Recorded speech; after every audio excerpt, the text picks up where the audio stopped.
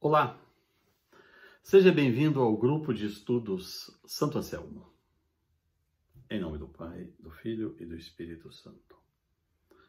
Santo Anselmo, rogai por nós. Nesta aula, nós daremos continuidade à introdução à teologia dos sacramentos.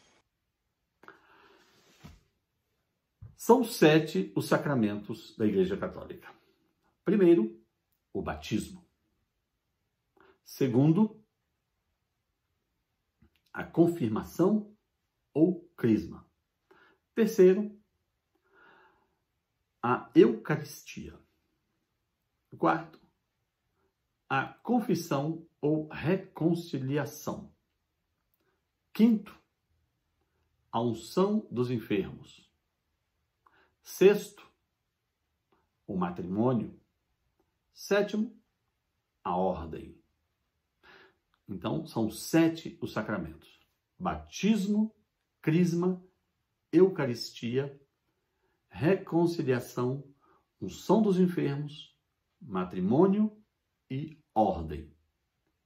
Esses sacramentos podem ser agrupados, esses sacramentos podem ser classificados e o são da seguinte forma: sacramentos da iniciação cristã, sacramentos de cura e sacramentos de serviço.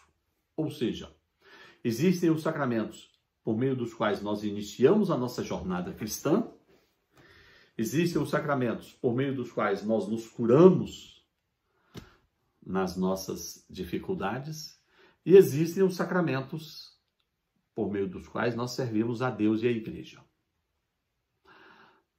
E são da seguinte maneira: sacramentos de iniciação cristã: batismo, crisma, Eucaristia. Sacramentos de cura: reconciliação e unção dos enfermos. Sacramentos de serviço: nós temos o matrimônio e a ordem. É interessante você notar que os sacramentos permeiam e passeiam pela vida da pessoa. A vida de um católico é marcada pelos sacramentos, do início ao fim. Pensando numa pessoa que nasceu numa família católica. Ao nascer, recebe o batismo. Quando chega ali na idade da razão, entre 7, 8, 9 anos, primeiro a Eucaristia. Quando chega na maturidade, no início da maturidade, ali na adolescência, sacramento da confirmação. Se no decorrer da vida cometer pecado grave, e claro, cometerá, infelizmente, sacramento da reconciliação. Se ficar doente e correr risco de morte, sacramento da unção dos enfermos. E quando chegar à idade adulta, para servir a Deus, ele vai casar-se, sacramento do matrimônio, ou vai se tornar padre religioso, sacramento da ordem. E ao final da vida, novamente, precisando, quando estiver à beira da morte, volta ao sacramento da unção dos enfermos. E em qualquer momento, o sacramento da penitência, o sacramento da reconciliação dos pecados graves. E ainda, a todo momento, a todo instante de sua vida, para se fortalecer, o sacramento da Eucaristia. Então veja que os sacramentos, ele acompanha não só a cronologia, mas os momentos, não é? E todas as etapas da vida de uma pessoa. A vida de um católico é uma vida sacramental. E quanto mais sacramental, tanto melhor será a vida do católico. Por fim, finalizando essa primeira aula, parte geral dos sacramentos, podemos chamar assim, nós vamos para os chamados elementos formais e elementos materiais do sacramento. Todos os sacramentos têm um elemento material, aquela parte física, perceptível aos sentidos. E todo sacramento tem um elemento formal, que é aquela parte, vamos dizer, que é aquela parte que são as palavras pronunciadas pelo sacerdote, que é a fórmula do sacramento. Entende? Então eu tenho um elemento material, que é o objeto, que é a matéria, eu tenho um elemento formal, que é a fórmula pronunciada pelo sacerdote, no modo devidamente determinado pela igreja. Então, quando o sacerdote usa o elemento material determinado pela igreja e pronuncia a fórmula determinada pela igreja, ou seja, você tem os elementos materiais e o elemento formal, então o sacramento é praticado e produz eficazmente o seu efeito. Vamos à prática. No batismo. Bem, no batismo, o elemento material é a água. Com que se batiza? Com água. A igreja diz para batizar com água. Não se pode usar outra coisa. Não se pode usar Coca-Cola, não se pode usar leite, não se pode usar mel.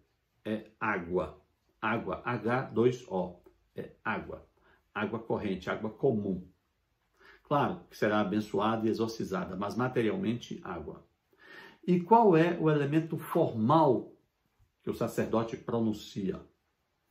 Fulaninho de tal, eu te batizo em nome do Pai, e do Filho, e do Espírito Santo. Vocês entenderam?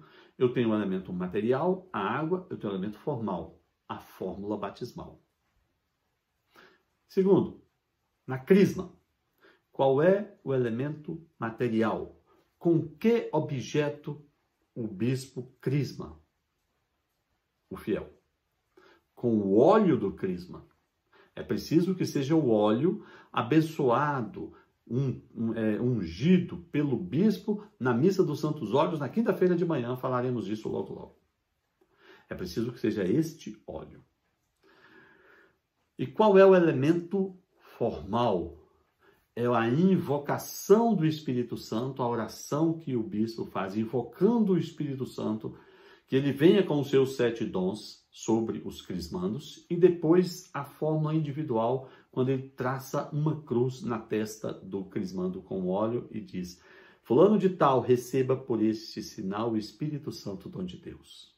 Então você tem o elemento material, o óleo, o elemento formal, a oração e essa bênção individual.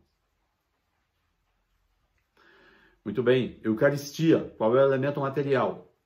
Vinho, um pouquinho de água e o pãozinho de trigo. Qual é o elemento formal? É a narrativa da paixão. Estando para ser entregue, abraçando livremente a paixão, ele tomou o pão, deu graças e deu aos seus apóstolos, dizendo: tomai todos e comei, isto é o meu corpo. Semelhantemente, do mesmo modo, após ter ceado, ele tomou o vinho, deu graças e repartiu entre seus discípulos e disse: tomai e bebei, isto é o meu sangue, o sangue da nova e eterna aliança. Ou seja, você tem ali na consagração eucarística o elemento material, pão, vinho e água, e o elemento formal, essas palavras pronunciadas por Cristo e repetidas pelo sacerdote. Elemento formal, elemento material. Na reconciliação, qual é o elemento material? A minha palavra. Padre, pequei. Padre, eu contei uma mentira, eu menti, eu furtei, eu pequei contra a castidade, eu fiz isso, eu fiz aquilo. Essa palavra, ouvida pelo padre, é o elemento sensível. E qual é o elemento formal? É a absolvição que o padre vai me dar. Elemento material, elemento formal. Não são dos enfermos. O elemento material é o óleo ungido para isso. E o elemento formal é a oração do padre pelo enfermo. Na ordem, qual é o elemento material? É o óleo ungido também pelo bispo na missa dos Santos Óleos. E qual é o elemento formal? É a oração consacratória que o bispo faz sobre o diácono com a imposição das mãos, não é? Ou sobre a pessoa, e ali ele faz a oração consacratória concedendo àquela pessoa o grau da ordem. Elemento material, óleo, elemento formal, a oração consacratória com a imposição das mãos. E no matrimônio? O matrimônio é curioso.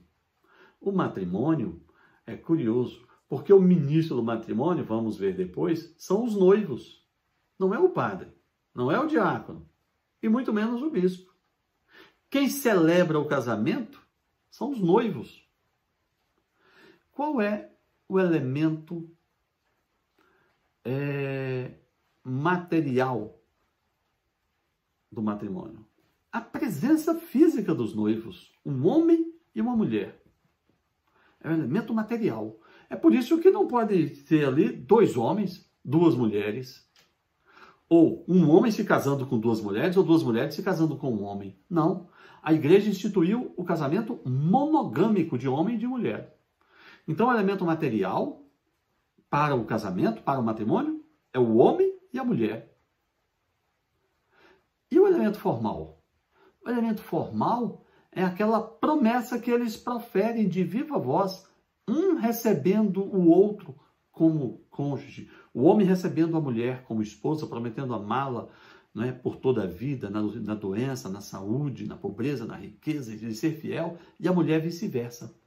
Então, o homem e a mulher são os elementos materiais e o consentimento que eles fazem com aquelas palavras são um elemento formal. É aquilo que forma o sacramento do matrimônio.